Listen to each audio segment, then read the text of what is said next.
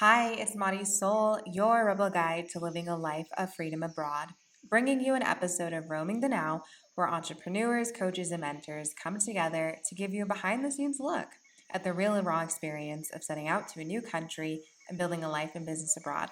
Make sure to like and subscribe to Roaming the Now. Enjoy!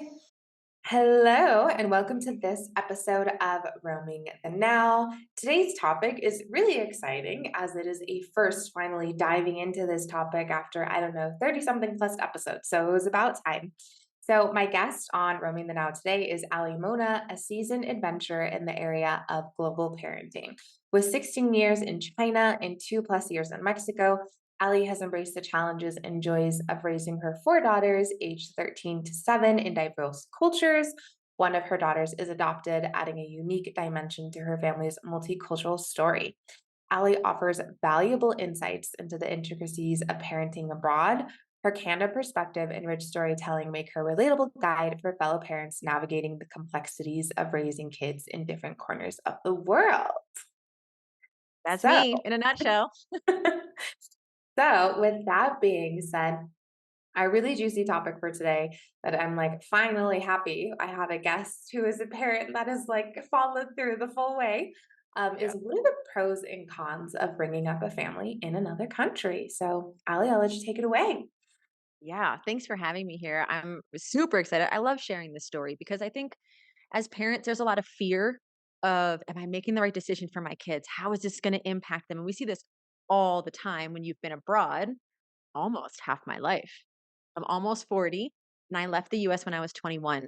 So I hope today to dispel some of that fear and to help encourage your listeners if they are thinking about it, right? Thinking about moving abroad. And abroad is just leaving your country, right? Leaving what you know and going into the unknown, really, for an adventure. And that's how we've always taken our abroad. Let me start from the beginning. I studied Chinese um in university. So I studied international business and management and Chinese. And so I knew my junior year I was going to go to Beijing because that's what we all did at my university. And I met my husband there. My husband is Samoan. So he immigrated to the US when he was 5 or 6, but he ended up in China too, studying abroad. And so my initial year in China was awful. Like I was 20 to 21. I had no experience with diversity. Being in a place where I could not really understand or communicate was awful for me. Like other people have maybe a little bit more tolerance for that, but I felt so vulnerable and man, it was hard. I went home, in fact, after my year abroad and said, I'm never doing that again. Right. So when you go abroad, it doesn't have to be magic and stars and rainbows and beautiful moments of your life's not like that. Your life in your home country isn't like that. So why would we expect our life abroad to be like that? But I really was like, oh, never going back there. And then I graduated fluent in Mandarin with a business degree and could not find work in the States. This is 2006, could not find work. And I was like, you know what? I guess I'm going back abroad. Let's give it another shot. Like I worked too hard to learn Chinese to not see it through, really. But it took 2 more years in China for me to like it. So it took me 3 years to feel like, "All right, I can do this." Big part for me was the language, especially in a place that's so difficult. You know, the Asian languages are so you can't read.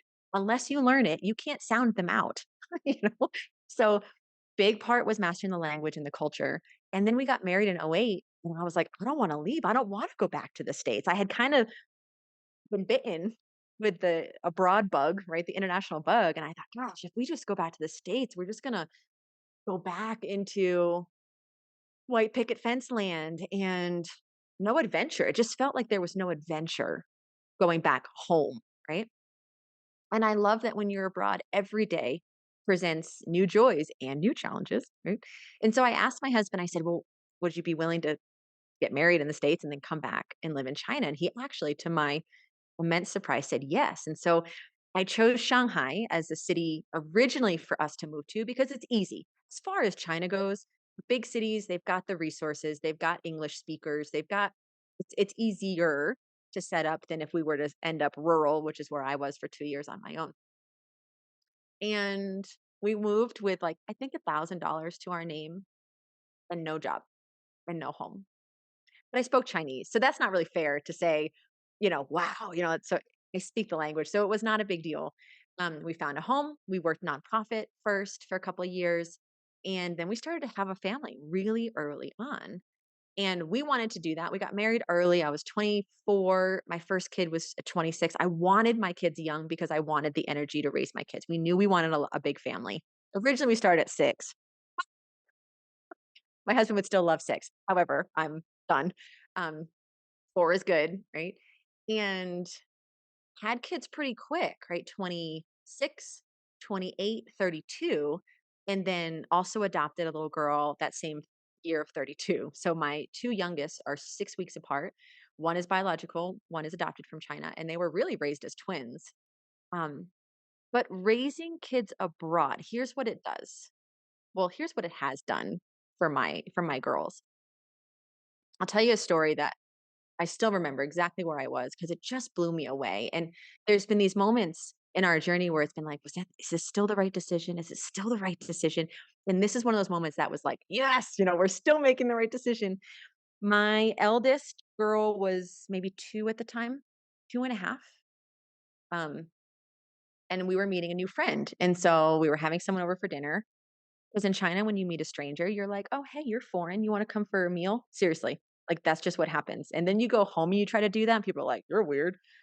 Just trying to make community, right? But it was so hard to live abroad that we knew that people needed each other, right? You need community. You need to ask where things are, how to do things, like, it's built in. So, we're walking down the street, and my kid says, "Do I speak to this person?" No, she said, "Are they English or Chinese?" And I was like, "What do you mean by that?" So English means British, right? "Are they English or Chinese?" I said, "I don't know what you mean by that, babe." And she's like, "Well, how do I communicate with them? Do I use my English or do I use my Chinese?" And that to me was so profound because in our world where racism and prejudice and all this junk that our kids get subjected to just in TV series or movies or real life, right? She wasn't saying what color is their skin. She wasn't even saying which country do they come from. She was saying, how do I effectively communicate with this other human? And that to me was everything, right? That's what kids who are raised abroad, if they're raised integrated into the community, right? Because you can move abroad and never leave the comfort of whatever community you've joined, right? There's so many people abroad now that you can find your people in whatever country, right? But that to me was like, okay, her brain is being wired differently than how my brain was wired as a kid. Growing up in a very white, very homogenous Southern Rhode Island, right? It's just a lot that I was given. Kids are different, right? Their brains are literally being wired differently with languages. When our girls were little, we always had wonderful help in the house because my husband and I worked outside of the home for the first couple of years.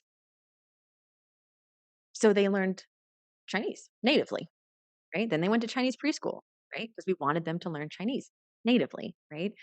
Um, and what that does to the brain of a child, period, is all positive. But people are like, oh, only one of you should speak in one language and the other should speak in the other language.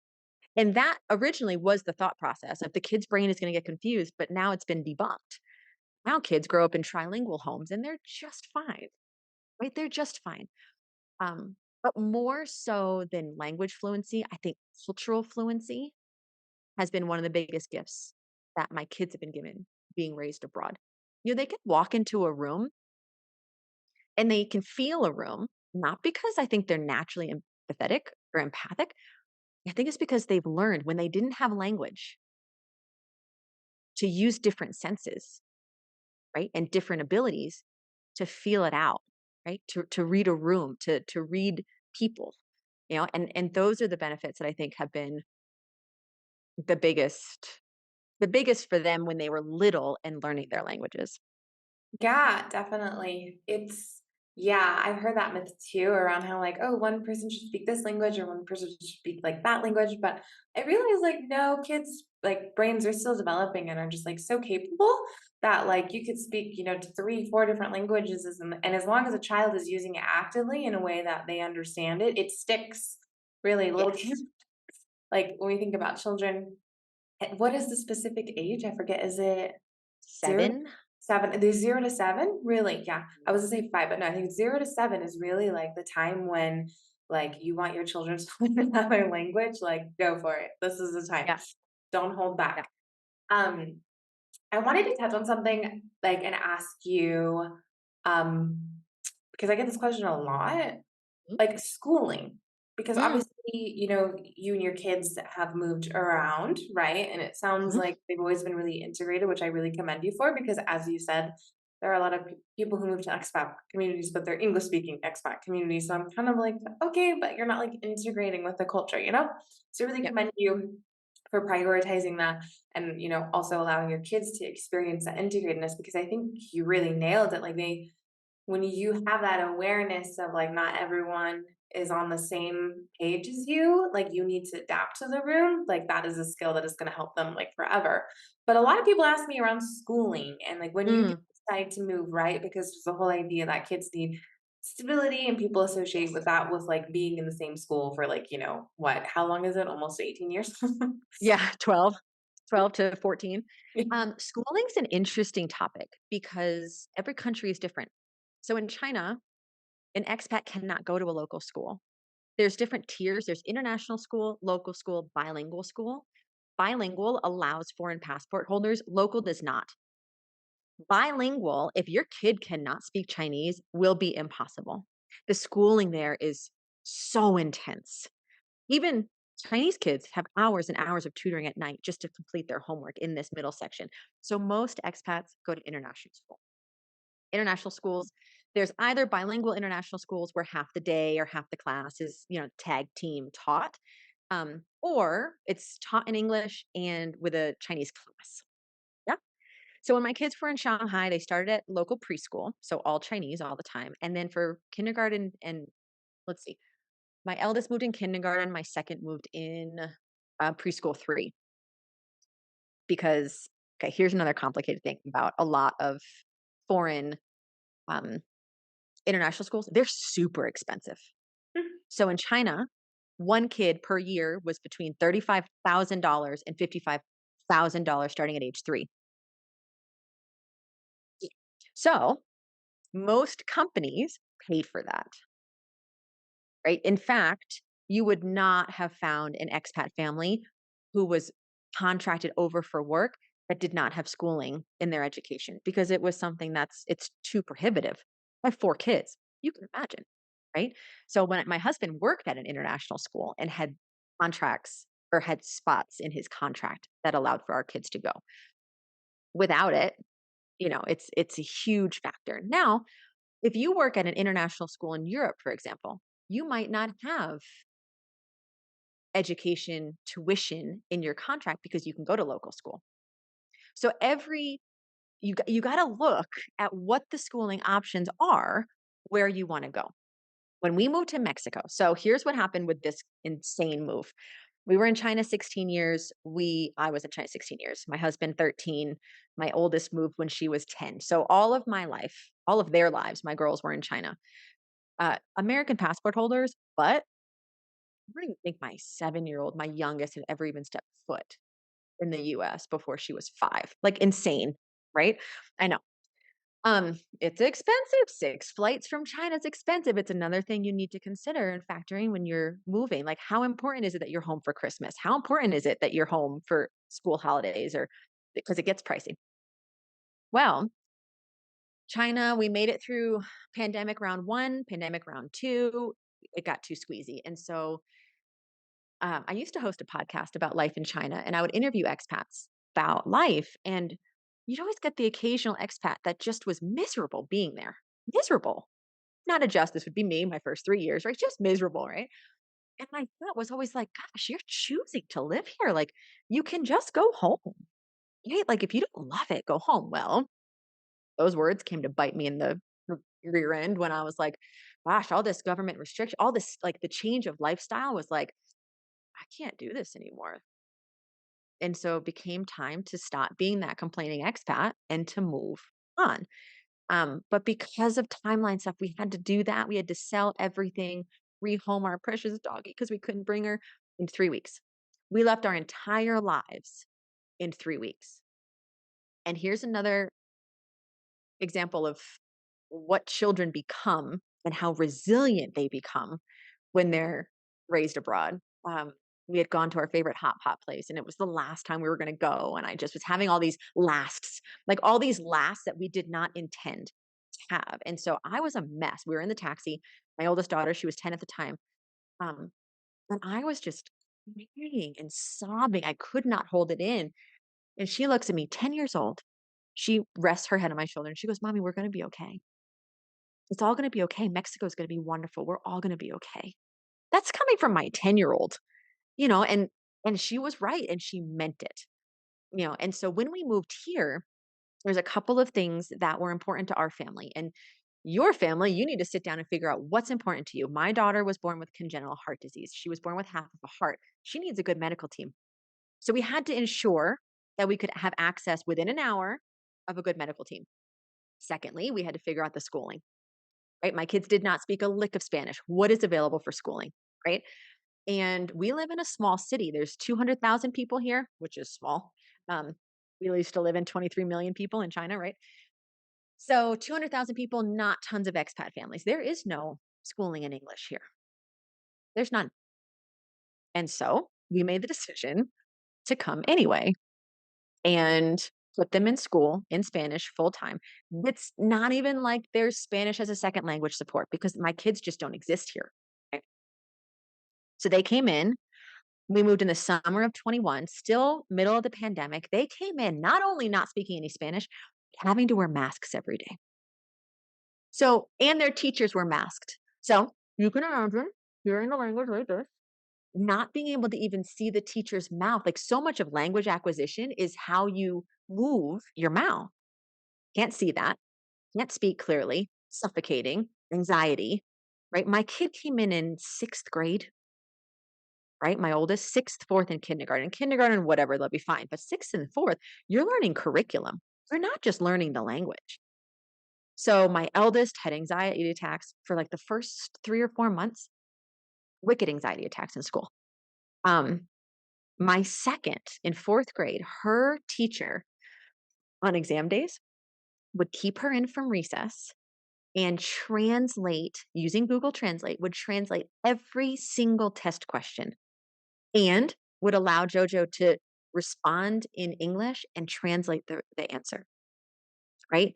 Like these teachers in this school have done good by my kids. They just loved them to pieces and realizing how difficult it is to move to a different country where you don't understand the culture or the language.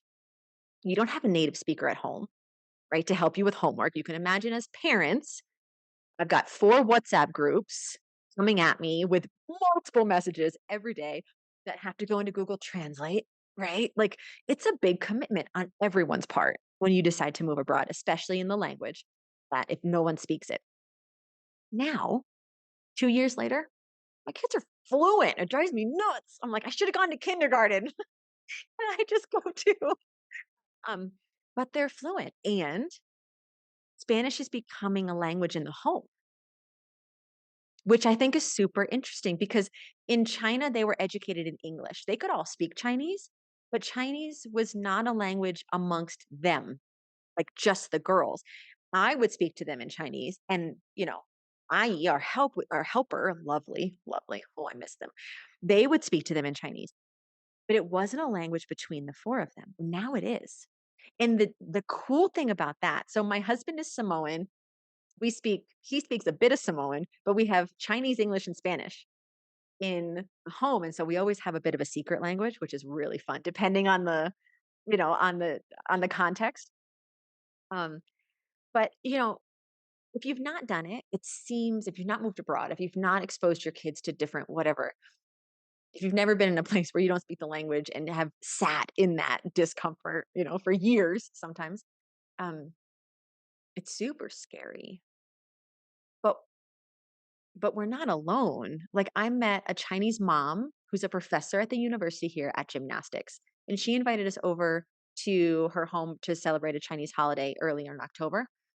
And there were Chinese and Mexicans married with children. And so they like these kids were like flying around in Spanish and Chinese and English. And it's like, oh man, you're like, that's cool, and it's not abnormal. You just have to find it. Right? And I think when people leave and when people want to leave and they start talking about leaving, all they get is negative. Well, what about your kids? What about the safety? When we were leaving China, people were like, "You're moving to Mexico, it's so dangerous." And I'm like, "So is everywhere else." Right? Like you've been watching Narcos. Like so is everywhere else, Like so we're not actually weird if you find the right community where everyone has these values and values language acquisition and multicultural fluid fluent what is it? When you're fluency, thank you. Fluency, right? When like multicultural fluency is a thing too. You might not be fluent in the language, but if you can look at a situation and see what's happening culturally, there's massive benefit to that Yeah. for your children. Yeah, I think that you really nailed it. I think it's mostly outside opinions that stop a lot of like people, as well as I've come across a lot of individuals who are like, "Well, do I homeschool?" I'm like, "Well, you don't have to homeschool. I mean, like, Mhm. obviously, if you want to be fully in charge of like the education of your children, you can. But there are public schools. Like, why not? I mean, the education system here in Mexico. I mean, obviously, like, there's tiers and stuff. But from what I've noticed and just from what I've talked to people, it is more affordable than, let's say, like a higher level school in the US. Like we're talking 10,000 to 15,000 pesos, right? Like a semester or something like that. I've talked to people, at least where I Okay. am. And Yeah. that equates to about five 500 to maybe like a little under $1,000. Mhm. Mhm. Yeah. Well, let me tell you, Oh, my kids, so a corp here is like a social security number for mhm. Americans. Some government ID. You don't get a corp on a tourist visa. You only get it on a temp visa, temp residence, or a permanent residence. Well, I we have came in one. on you do Yeah, as a 'cause I tourist? no, my dad was born here, so I was actually able to become a Mexican citizen by naturalization, like, through my father, so the first thing that, like, I got was my corp and, like, I have my ID and everything. Yeah. I love that. So we didn't. So our kids could not go to local school. Okay. So there's rules like this you have to understand. We didn't understand this when we moved here. Um, we did not do tons of research. We did not have tons of time. Let's be honest. So we had to send our kids to private school. So public school is free and no English support, of course, but private school here is not free and also no English support. But all four of my girls go to school. Our monthly tuition bill for all of them, 800 US for all four, the top private school in the city. Now, my kids came from international schools that cost $40,000 a year, right? They were IB, they were international, they had all the frills and they were fancy, right? Chinese international schools are fancy, right? The school's not fancy, but if you're and Mexican education compared to where we were, it's very rote, very memorization, very but my kids are learning in a different language. If they were learning IB without resource materials, they would never have the language ability that they have, right? So it's so prescribed, which is brilliant if you're learning a new language.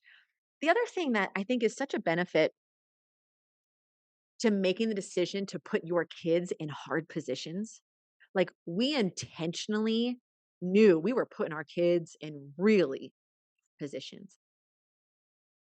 But when they face something hard now, we have all of these moments in their very short little lives that we go, do you remember how hard that was? You remember when you did that? Go back there. Right? Do you remember how hard it was to leave China? Do you remember how many panic attacks you were having? Do you remember all? And they go, yeah, I did do that. Yeah, you're right. You're right. I can't, okay. And you watch that transformation. If they've never done hard things, they don't have those reference points. Like, there is something very powerful in putting your kids when they're safe and young and safe and developing safety is such a big deal, right? Of putting them in situations that you know they can overcome. We're not talking physical danger, right? You know they can overcome these challenges. Point it back to them.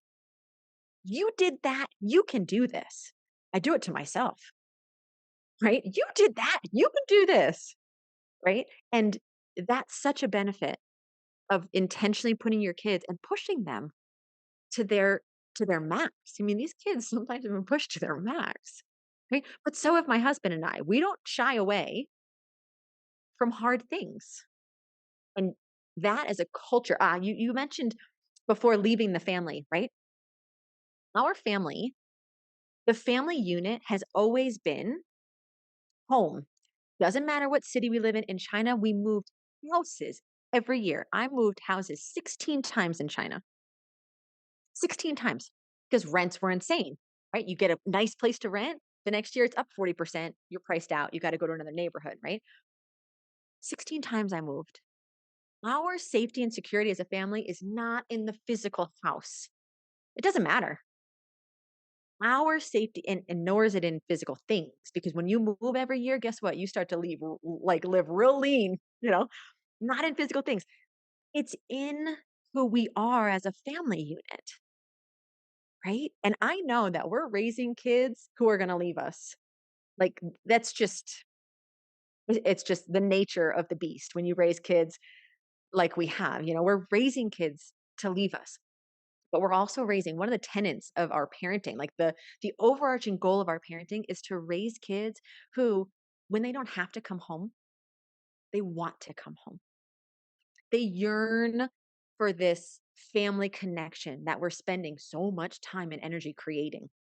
They want to come home because that wasn't really my story. Wasn't really my husband's story. And we really, for him, it was his siblings. Like, yes, he and his siblings are so tight. For me, just I was okay on my own, right? And because we raised our family away from blood family, everyone became aunties and uncles. My kids have hundreds of aunties and uncles all around the world that would take them in a heartbeat, right? You don't get that when you don't move from your hometown ever, right? Um, Talking about schooling and when to move your kids, I think that right now my eldest is in eighth grade. High school here is 10, 11, 12. It's 3 years. So she has one more year left in middle school. And for high school, yes, you do kind of want to be stable, right? We want stability for our kids in high school. But once one hits high school, then because we had our kids so close, they're all going to hit high school, right? So we're now looking at, is this city where we want our kids to graduate? Right? You have a lot more flexibility when your kids are young, right? When they get a little bit older, and now that being said, we knew families that moved senior year, junior year, sophomore year, freshman year. We knew families. It's all possible. It's all in how you communicate and, for lack of a better word, sell the experience to the kids, right? But my kids now, this is the first place they live that's not transitory, right? Like in expat cities, people come and go. People, oh boy, it was brutal. Every year, who's leaving, who's staying, who's leaving. I mean, my kids' hearts have been broken multiple times, as have ours. Super hard with transient communities. Well, now we're in a place where the community's not transient. So now my kids have the opportunity to be abroad and develop relationships with kids and families who aren't transient. And that's kind of cool too, right? They're going to have a little bit of a home base. And because they're being educated in Spanish, it's going to become a mother tongue to them. So that's also an interesting twist, a little plot twist that my husband and I didn't think about moving here.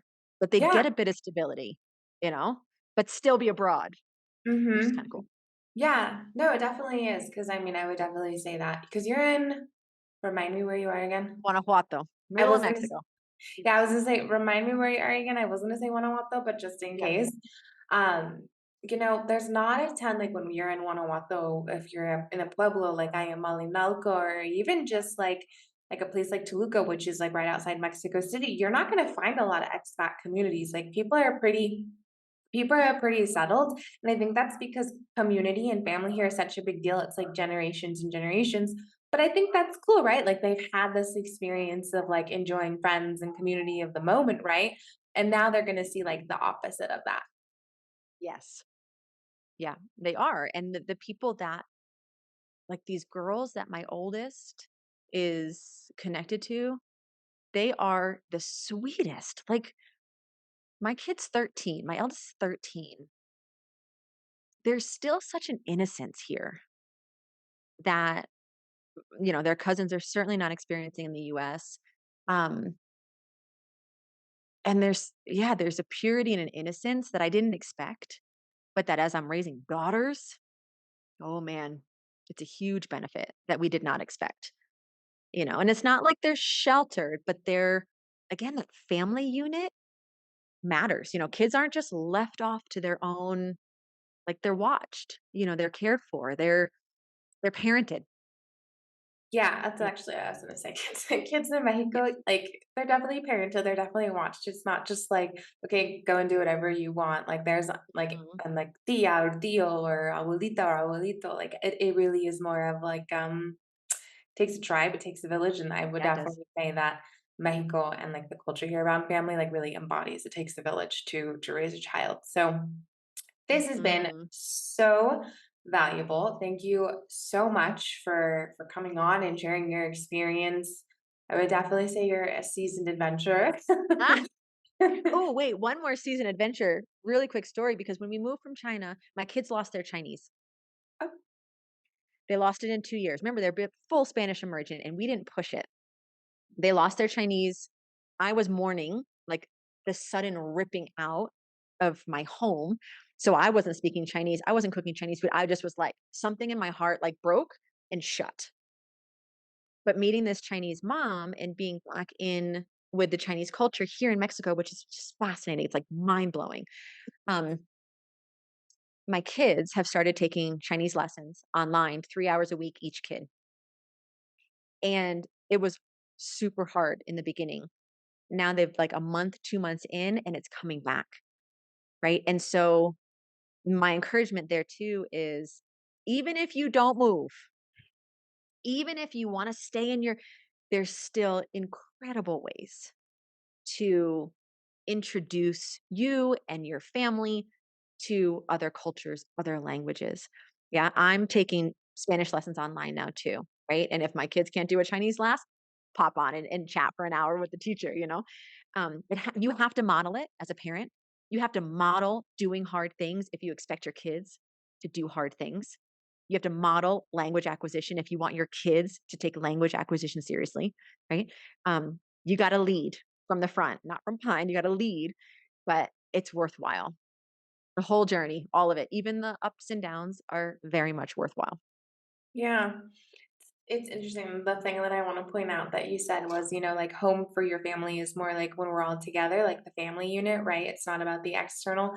Because on the previous episode, someone asked me, have you thought about how you're going to be as a parent? And I was like, well, I think I'm going to be balanced. I think the most important thing for me is emotional safety and security with a child. Because as long as they have the emotional security and safety, like wherever we are in the world, whatever is happening, like I know they're going to be good and they're going to know how to adapt. And I think that your example of like you actually doing this and having that relationship with your kids has proved the theory that I kind of have um, is when it comes time to use it is in alignment with how I really want them to be. Because yeah, I mean, obviously, if I have my child one day and they're like, "Oh, I want to move to the U.S. or I want to move to Europe or something," like, "Okay, cool, like do that. If you want to come home, Mhm. we're here.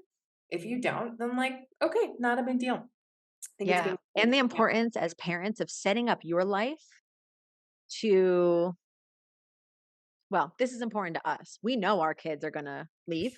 And so my husband and I both working remotely and being not tied to any physical location is super important. When they're out doing their own thing, we want to have that flexibility and freedom. So it requires thought, right? Like most people don't do what we did and move abroad and or move sight unseen in 3 weeks, right? But if you think about when your kids leave, right?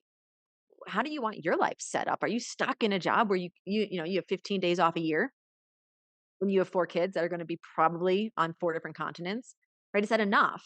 Or how are you setting them I've told my kids, I will pay for university anywhere but the US." My friends go,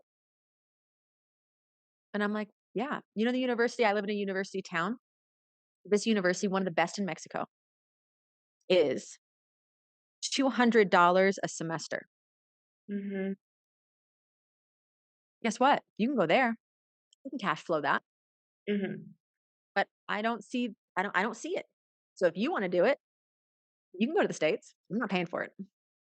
Yeah, that's actually why, like, everyone has kind of asked me why go to school to become, like, a therapist in Mexico, right? And I was thinking about going to UNAM, which is, like, one of the best schools in Latin America, but I was kind of like, it's a lot of testing, a lot of preparation, like, I don't feel like I need to do that, but it's cool to know Mhm. that's an option, and it's, like, $25, like, 'cause it's, like, ridiculously affordable, and it's one of the best schools in Latin America. And so, a really big shift I feel like for me career-wise was, okay, I'm ready to study in Spanish. It's gonna be a Mhm. fun challenge that I'm gonna take on, just because studying and speaking are 2 different things, right? Oh, yeah. Um, Also, the second piece of this is it's like, it's literally gonna cost me, like, the amount of books for maybe 6 months in the US, and that was actually a big deterrent of why I decided to not go to school in the US, 'cause I just I don't know, maybe a part of me knew eventually I was gonna come to Mexico and, like, I just didn't know it yet, but it's kind of like I couldn't justify the cost of a house, maybe 2 houses here on my education again, it was just not it was Oh, I not know. yeah. Oh, I know. And I think as Americans, America's the mecca for higher education, but it shouldn't be, in my opinion. It doesn't need to be. My oldest daughter wants to study fashion. There are fashion schools in Europe that are $10,000 a year Mhm, free. If you can speak Dutch, you can go to the Netherlands and go to fashion school for free, right? Like I came out of college, my university was 45, $50,000 a year. I came out with a boatload of debt that I just sat under for a decade. It was crippling. Mm-mm. I didn't know different, right? I didn't know I could go to Europe for university. I never even thought of it. I didn't even know Asia was available. Like just wasn't my purview. But for kids who are raised abroad, the world is their oyster. Seriously. Because they know they can learn a language. They know they can learn a culture. They get along with everybody, because they've had to. So there's a little tangent for higher education, but I'm with you. I'm totally yeah. with you.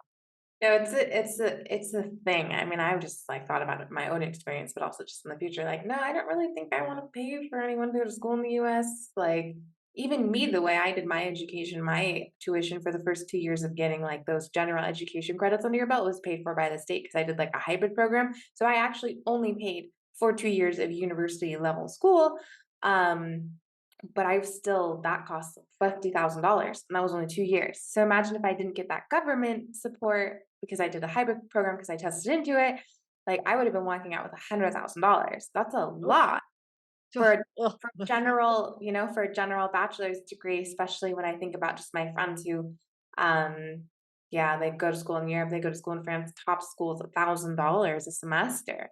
Like, it's just kind of your mind kinda gets blown when you leave the US and you see just how, like, quality education really is affordable. It really is. It really is. And worthwhile, Mhm. to explore those avenues. But people, I think, we just get stuck. I think I can only speak as American. White picket fences, the fences are super high, right? Like you don't need people in America. So community is hard. Like people who move abroad and then move back home, reintegrating with community or trying to recreate this really open community, super hard. Because everyone's doing their thing. They've got their circle. They don't need people, right? You don't need anybody. So yeah, there's my encouragement to your listeners today is just start exploring. If you are a homeschooler, look into world schooling. There are so many world schooling hubs all around the world where it's people who not just homeschool, but world school without curriculum, with experiences in community. They travel from country to country to these kind of world schooling hubs. In fact, there's Lainey Liberty.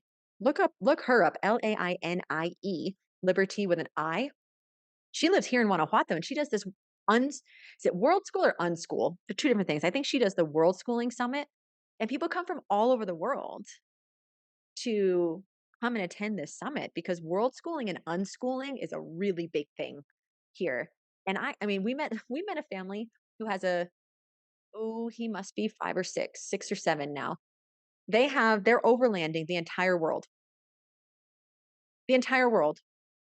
He's been on the road since he was born and they're homeschooling, but they were in Mexico for 6 months and they're down in Peru now. They're going to put their big old truck on a barge to get to Africa. They're going to spend 3 years driving around Africa. I mean, by the time he's 18, they'll be in Australia and he'll Wow. have literally seen the world. Like there are people and communities doing this.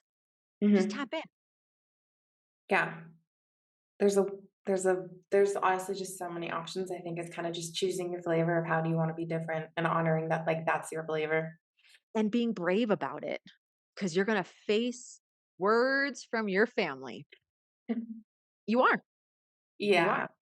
No, And I you've got mean to say, even yeah, friends, family, everybody. A yeah. lot of it comes from jealousy, though, honestly. Like that could be a whole podcast, right? But a lot of it comes from, gosh, I wish I could do that, Mhm. but I couldn't. And so instead of saying that, I'm going to be mean. Yeah. No, That's and what happens. I agree with you. I mean, I got a lot of like, why would you move back to Mexico when your family like moved to the US like ancestrally? And I'm like, well, because I want to. Why Yeah. not? You know?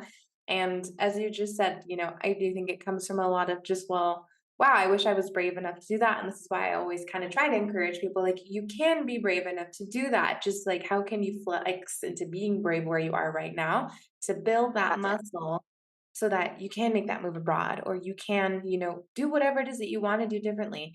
But the bravery is not going to come like suddenly like an onrush. Like it is a muscle Mhm. that you build. Yeah. It is. And these sorts of moves or decisions create or they activate the fight or flight response, which means you don't want to do anything. You either want to run or hide or just freeze. Right. And so you're right, taking little baby steps to calm that part of your brain so that your brain's going, oh, you didn't die. Look at that. You had your first Spanish lesson and you didn't die. Oh, let's have another one. Right. Because a lot of it is fighting your own body, right? Mastering your own body because your body wants to keep you safe. Hmm. Right. Yeah. And there's a lot of unknowns. Your body doesn't like unknowns. Your brain certainly doesn't like it. Yeah. No, your brain is definitely, it's still unfortunately we haven't really developed since the time where we were afraid that we were going to get eaten by a bear. I don't know what I happened know there, it's but so true. but just everyone, if you didn't know that, like your brain is still operating from that like response of like, am I going to get eaten by a bear? So Saber-toothed tiger. Like, what's that noise? yeah. Right. No, really, it's a Yeah. thing. So if anyone wants to get in contact with you to learn more just around, parenting abroad, moving around abroad, or around you and your business, if you want to take some time to share, best way to contact you, what you do now. Sure. I have 2 businesses because I'm multi-passionate. I can't put either one down. I've tried and I can't because I love them both. One is a health and wellness business. So a number of years ago, I ran myself into the ground and um, traditional medicine couldn't help. And so I became an aromatherapist to work with clinical grade essential oils. So I do that as one part of it. I coach primarily women and families how to use these clinical grade essential oils to really give them peace of mind and empowerment, right? Especially living abroad, you don't understand the medical system. You don't maybe have great medical insurance. So these tools to have on hand are really powerful to help manage 85-90% of the things that families run up against on a daily basis. This morning, my youngest woke up. I have a bellyache. I'm like, you want some oil? Right? That sort of thing. She didn't miss a day of school. We didn't have to go to the doctor for something simple. So that's one side of it. And then I also have a branding and website I'm in marketing business, so I tend to like really hard to brand clients, get their visuals and their brand communication to speed and online beautifully. So I do both. Um, Show notes, you put an email in show notes. That's great if you want to do that. And either way, I would love to connect. If anyone has any questions, I'd be happy to share my experiences living abroad. I will make sure to put your email in the show notes. So if anyone is interested in getting in contact with you, it is very, very simple and with ease. So with that being said, thank you so much, Ali, for coming and speaking on a topic that honestly I have gotten so many questions about. People have asked me, like, when will you have a podcast on being a parent and living abroad? And I'm like, well, when the guest comes. So There you you were go. you were the first one. Thank you. I Yay. really appreciate it. And until next time, this is your host, Marisol, signing off of this episode of Roaming the Now. I hope that you are enjoying wherever you are in the world. Take care. Thanks for catching this episode of Roaming the Now. If you have not already, make sure to like and subscribe. And as always, wherever you are in the world, I hope you are enjoying Roaming the Now.